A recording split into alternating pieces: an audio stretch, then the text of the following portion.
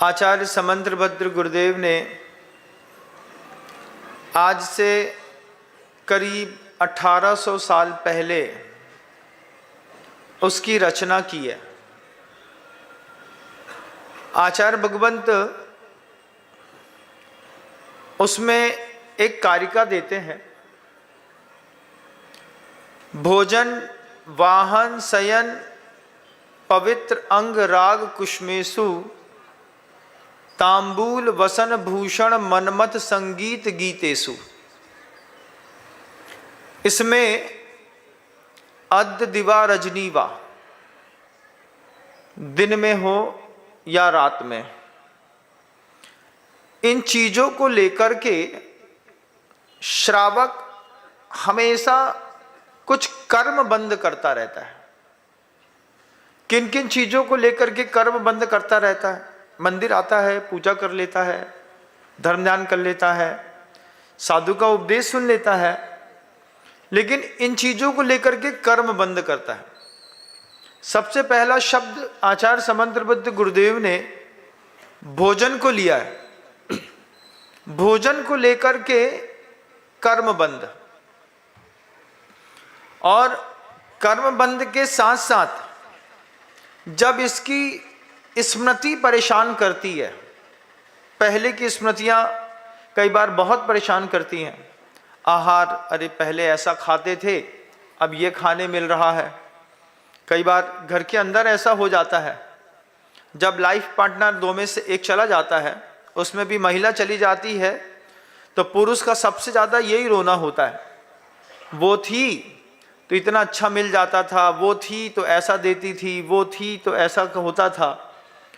पुरुष को भी आहार संबंधी स्मृतियां बहुत परेशान करती हैं।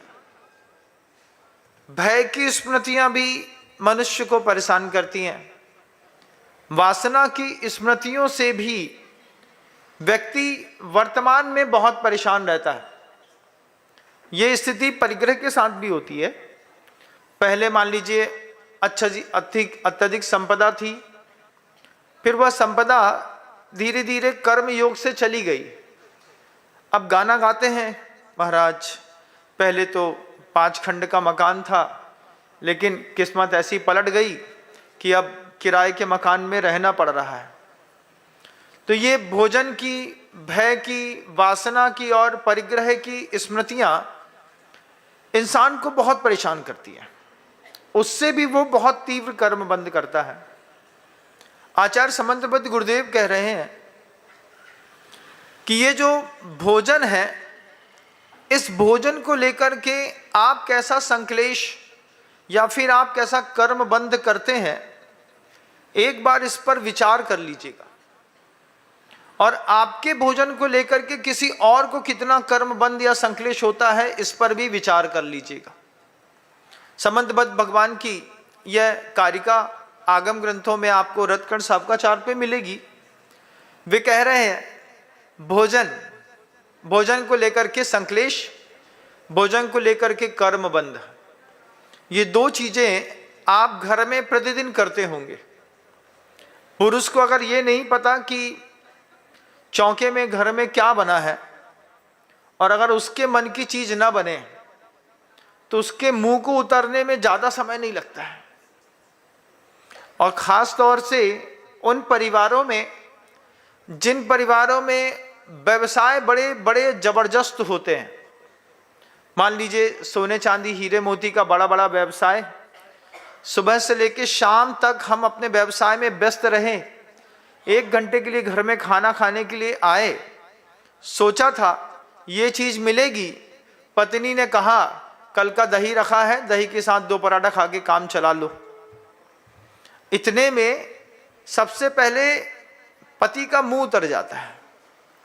वो सोचता है इतनी मेहनत करते हैं और हमारी किस्मत में वही कल का बासा दही। आपकी किस्मत में भी ऐसे ही आता होगा, इससे ज्यादा तो नहीं मिलता होगा, वही मिलता है घर के अंदर। सबकी स्थितियां ऐसी हैं, भवन भले भी कितना अच्छा बना लो, लेकिन खाने पीने के मामले में घर के अंदर संक्लेश हो ही जाता है। सोचे थे अच्छा मिलेगा, माँ कहती है नींबू ले लो, अचार ले लो, थोड़ा सा सेव ले लो, 2 पराठे खाओ, अपना काम चलाओ। सब्जी बोले आधे घंटे बाद बनेगी। भूख अभी लगी है, सब्जी आधे घंटे बाद बनेगी। कर्म बंध होता है कि नहीं? होता है। संक्लेश होता है कि नहीं? आप सबको भी होता होगा।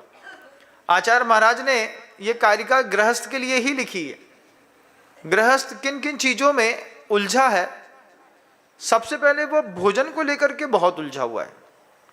उस पे भी अगर वह भोजन उसको घर के अंदर नहीं मिलता, बाहर मिलता है, तब उसकी उलझन और बढ़ती है। क्योंकि बाहर के भोजन की शुद्धता कुछ पता नहीं, किस तरीके का, कौन क्या कैसे हाथ धोए होंगे, कैसा बनाया होगा, क्या किया होगा, उस पे भी उसको कुछ रहता नहीं है। रास्ता चलते जितने भी ठेले होते हैं, इस पे भले आप खा करके और आप आगे बढ़ जाएं, गरम गरम मिलता है। कई बार मैं देखता था लोग दर्शन करने के लिए गुरु जी के आते थे और बाहर मान लीजिए कोई मंगोड़ी के ठेले में मंगोड़ी छन रही होती थी, वो जब झरिया से ऐसा करके उठा करके ऐसा फेंकता है, उस वक्त कुछ दिखाई नहीं देता। जैनियों को लगता है जैसे घर में बनी है ऐसे ही हमारे यहाँ भी बन गई होगी, और वे गरम गरम उठाते हैं और खा लेते हैं। लेकिन कर्म बंद बहुत करते हैं। महाराज क्या कर्म बंद करते होंगे? भुनी हुई दाल है, पता नहीं कहाँ की टमाटर है, कैसा प्याज है, आलू है, क्या क्या नहीं है उसमें, बनाने वाले का भाव कैसा है। कर्म बंद तो होता है। आचार्य पहला शब्द ले रहे हैं भोजन को लेकर के। फिर वाहन, दूसरा शब्द गृहस्थ के लिए आचार्य कहते हैं, उसको वाहन से भी बड़ा लगाव रहता है। घर में गाड़ियां काम में आए चाहे नहीं आए, 3-4 तो खड़ी रहनी चाहिए। कोई आए एकदम से घुसे घर के अंदर और बोले तुम्हारे घर के अंदर साइकिल खड़ी है? हाँ, हमारे घर में गाड़ी नहीं है। क्यों? बोले हमें जरूरत नहीं पड़ती, हम पड़ोसी से लिफ्ट मांग के चले जाते हैं, लिफ्ट मांग कर चले आते हैं। अगर लिफ्ट ही में काम हो जाता है तो भी बुरी बात है। तो क्या है महाराज? बोले 2 कार खड़ी है हमारे घर के अंदर, बड़ी बड़ी, भले वो उपयोग में आए ना आए, लेकिन मन के अंदर एक ख्वाहिश रहती है। हर गृहस्थ के घर के अंदर साफ सुथरी एक गाड़ी होना चाहिए। जय हिंद। अगर आपको मेरी वीडियो अच्छी लगती है तो प्लीज़ मेरे चैनल को लाइक करें, शेयर करें और सब्सक्राइब करें। Thank you.